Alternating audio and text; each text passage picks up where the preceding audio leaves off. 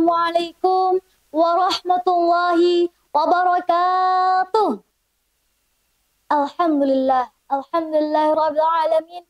Wa bihi nasta'in ala umri dunya waddin. Wassalatu wassalamu ala asyrafil anbiya'i wal mursalin wa ala alihi wa sahbihi ajma'in. Amma ba'd. Segala puji hanya milik Allah Rabbi.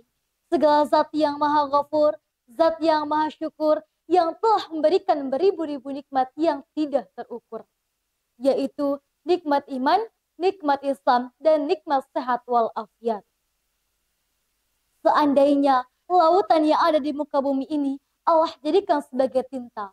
Lalu pepohonan-pepohonan Allah jadikan sebagai pena.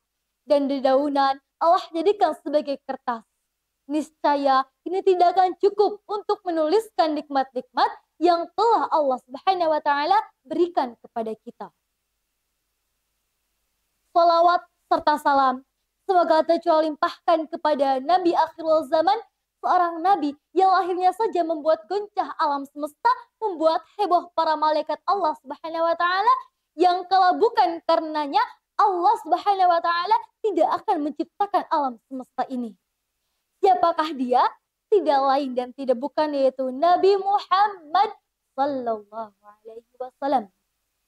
Semoga keluarganya, sahabatnya, dan kita selaku umatnya yang mengikuti sunnah-sunnahnya mendapatkan syafaatnya. Amin ya rabbal alamin. Hadirin rahimakumullah, pada kesempatan kali ini marilah kita sama-sama memahami hal-hal yang bisa membatalkan puasa. Mengetahui perkara-perkara ini sangat penting agar ibadah puasa kita diterima dan berjalan sesuai dengan tuntunan syariat. Berikut hal-hal yang bisa membatalkan puasa. 1. Makan dan minum dengan sengaja. Allah Subhanahu wa taala berfirman dalam surah Al-Baqarah ayat 187 yang berarti, makan dan minumlah hingga jelas bagimu perbedaan antara benang putih dan benang hitam, yaitu fajar. Kemudian sempurnakanlah ibadah puasamu sampai dengan malam. Dari ayat ini jelas bahwa memasukkan sesuatu ke dalam tubuh dengan sengaja, seperti makan dan minum, akan membatalkan puasa. Namun, jika hal ini terjadi karena lupa atau tidak disengaja, maka puasa hukumnya tetap sah. 2. Memasukkan sesuatu ke dalam tubuh melalui lubang terbuka dengan sengaja. Memasukkan benda atau cairan ke dalam tubuh melalui lubang mulut, hidung, telinga, atau dubur akan membatalkan puasa. Contohnya adalah penggunaan obat tetes telinga atau hidung yang mencapai rongga dalam. Namun, jika hal ini dilakukan karena darurat medis atau tidak ada alternatif lain, maka diperbolehkan dan puasa dapat diganti dari hari lain. 3. Muntah dengan sengaja. Rasulullah SAW bersabda, barang siapa yang terpaksa muntah, maka tidak wajib baginya mengqadha puasanya. Dan barang siapa muntah dengan sengaja, maka wajib baginya mengqadha puasanya. Hadis riwayat Abu Daud. Muntah yang disengaja, misalnya memasukkan jari ke dalam tenggorokan, akan membatalkan puasa. Sedangkan muntah yang terjadi tanpa disengaja tidak akan membatalkan puasa. 4. Hubungan suami istri di siang hari.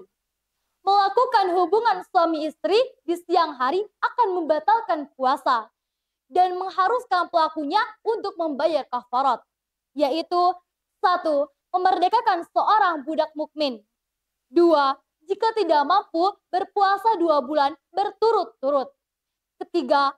Jika masih tidak mampu memberi makan 60 orang miskin. Hal ini berdasarkan hadis yang diriwayatkan oleh Imam Bukhari dan Muslim. 5. Keluar mani dengan sengaja. Mengeluarkan mani dengan sengaja seperti melalui masturbasi atau aktivitas-aktivitas lainnya yang dilakukan dengan sengaja akan membatalkan puasa.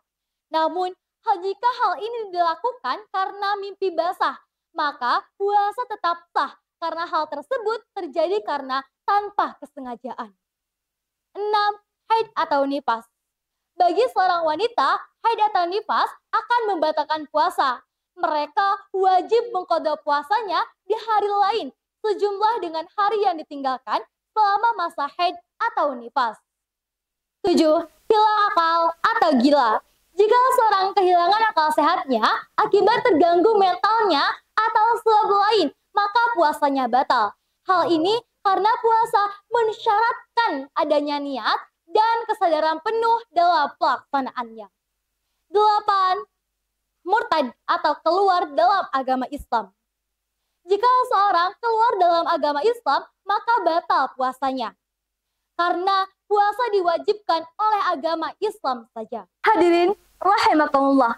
Menjaga keabsahan puasa tidak hanya menghindari hal-hal yang bisa membatalkannya secara fisik, tetapi juga menjaga perilaku dan perbuatan. Seperti perbuatan membohong, menggunjing, dan adu domba yang bisa menghilangkan pahala puasa kita. Oleh karena itu, marilah kita bersama-sama menjaga diri dari segala sesuatu yang bisa merusak ibadah puasa kita, baik yang tampak maupun yang tersembunyi. Allah Subhanahu wa Ta'ala berfirman, semoga Allah Subhanahu wa Ta'ala menerima amal ibadah puasa kita dan menjadikannya sebagai pemberat timbangan kebaikan di akhirat nanti. Amin ya rabbal alamin. Yang dapat saya sampaikan, mohon maaf bila ada kesalahan. Kami tutup dengan pantun. Jalan ke perampatan, perginya bawa beli bakwan. Sekian yang dapat saya sampaikan, mohon maaf bila ada kesalahan. Wabillahi taufiq wal hidayah. Wassalamualaikum warahmatullahi wabarakatuh.